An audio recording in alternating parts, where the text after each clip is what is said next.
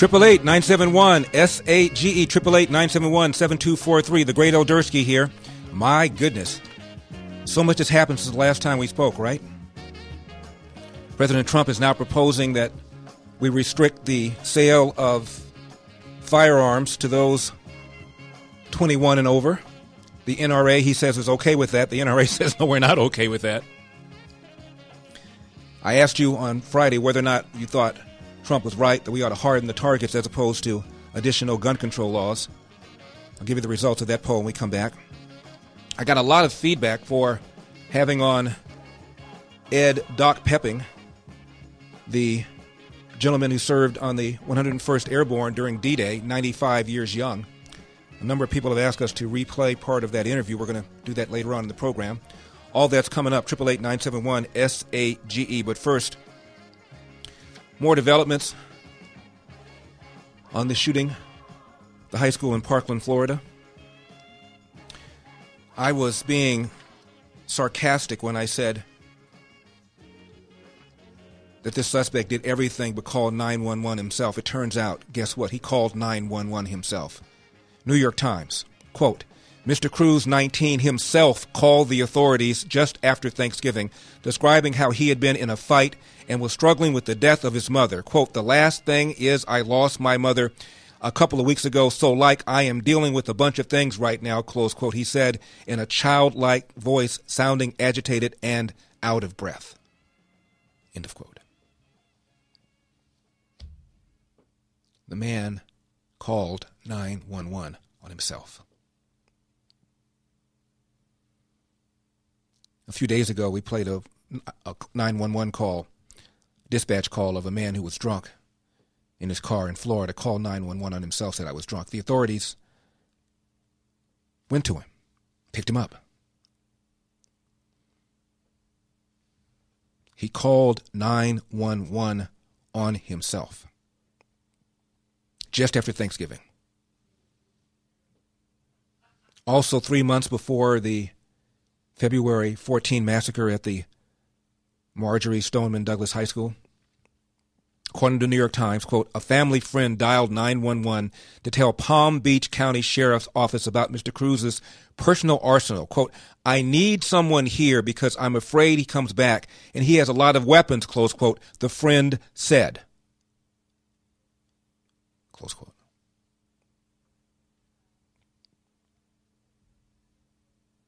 Before that, or after that, excuse me, January 5, quote, I know he's going to explode, close quote, a woman who knew Cruz said on the FBI tip line January 5.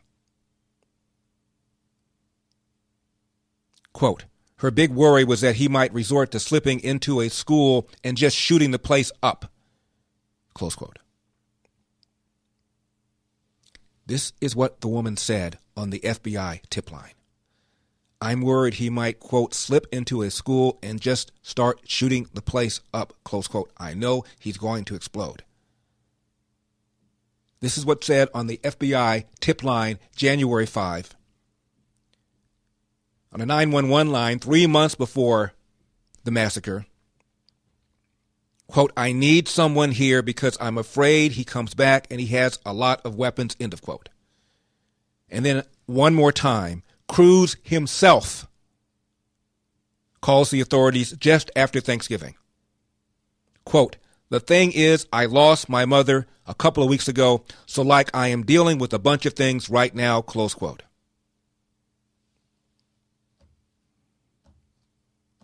Visits to his home by social services. Dozens of calls to 911. Some specifically mentioning he's got guns, he's capable of violence.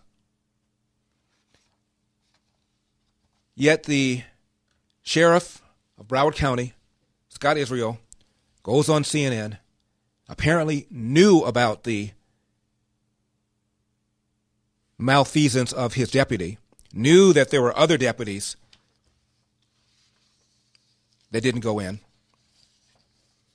and still insisted that the issue was additional gun control. CNN reports 4 Broward County deputies waited outside school as children were massacred. 4. And apparently the Coral Springs city manager chewed out Israel over this malfeasance, which means that when he was on television sparring with Dana Lash about the need for further gun control, he was well aware of the malfeasance of these deputies. Jake Tapper had him on Sunday.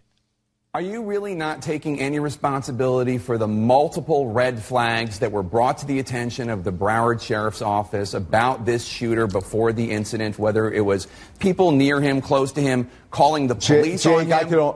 Jake, I could only take responsibility for what I knew about. I exercised my due diligence. I've given amazing leadership to this agency. Amazing leadership? I've worked... Yes, Jake.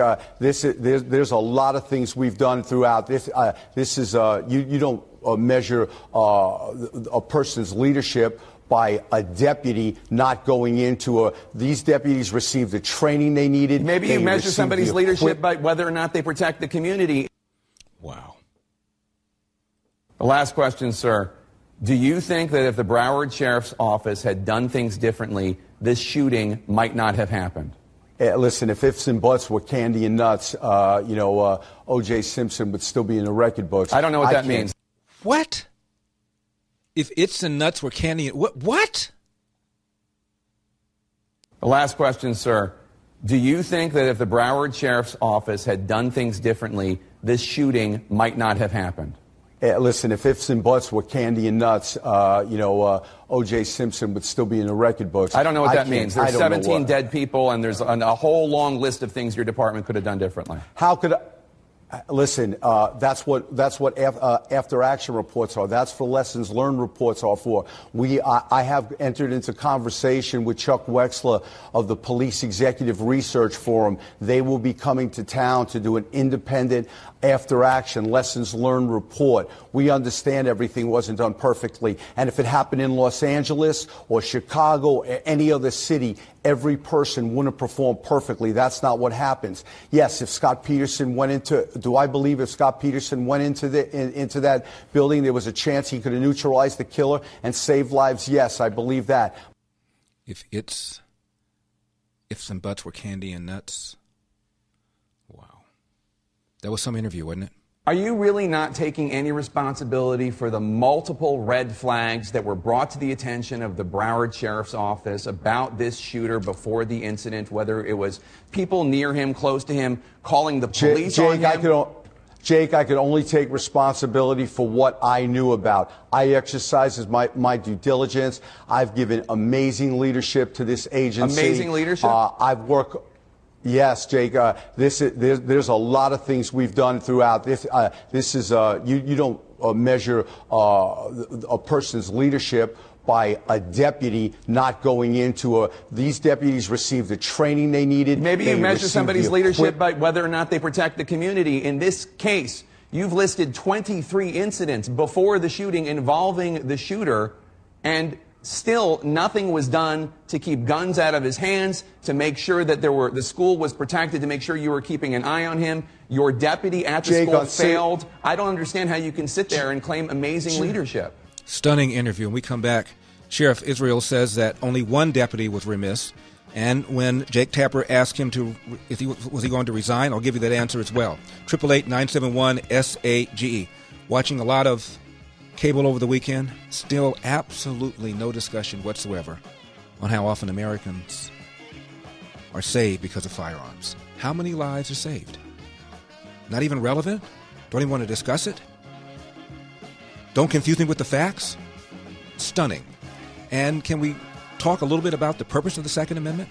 Since you consider that Donald Trump is a Nazi and a Hitler and a tyrant, isn't that the purpose, to prevent a Nazi and Hitler and a tyrant? Why then would you want to restrict the Second Amendment? I'm Larry Elder.